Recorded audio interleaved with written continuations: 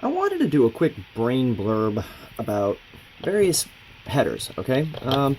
If you notice, this is a pretty old school header, and you can't modify it. It's pretty much molded and then locked into place. I'm not going to get into these, but oftentimes you're going to find these guys in blocks. You know, I'm just doing this in cable form.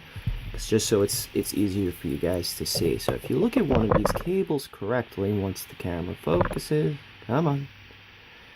Alright, you'll notice, now I'm using a really sharp scalpel here, but you'll notice right here, there's sort of like a little flap, right? So if you go get like a sewing needle, let me try to focus this again. You can get a sewing needle or something else, and boop, you can take that right off. And if you have a block or an array of headers that need to be rewired, let's say if you have something that's USB perhaps, but the wires are in the wrong positions, you can now take them and then just, I'll try to get a close-up shot of this. Oh man, cell phones always suck for this. Come on. There we go. You'll notice that, you know, it's just kind of got like a tiny little one-way hook kind of deal. You know, believe it or not, you could just go and look up various parts catalogs, get the data sheets on these, and then you can just slide it right back in, and it just locks, just like that. Now, scale doesn't matter. I actually already took this guy apart. He's pretty small.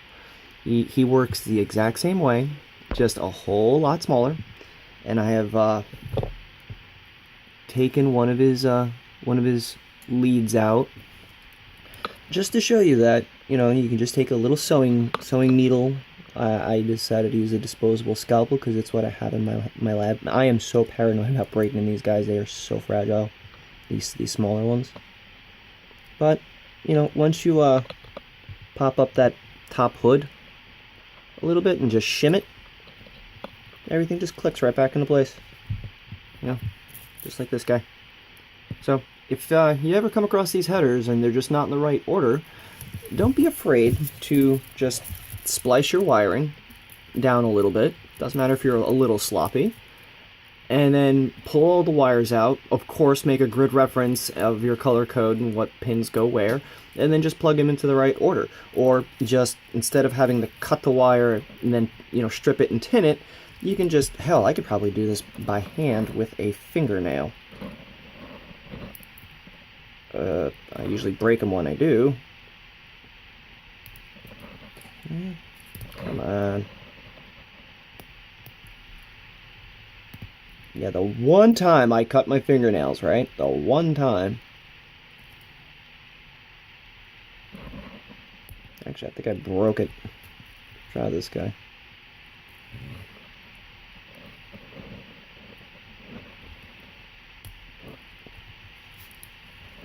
I got it halfway. Yeah, as you notice, just go ahead. Go in with something pointy. Pull up the little, and try not to block the view. See this little flap guy? Just go in, pull him up with a safety pin, a needle, whatever you got. I'm sure if you put enough thought into this, you'll realize how simple it is. You know, easy peasy. 1, 2, 3, Z.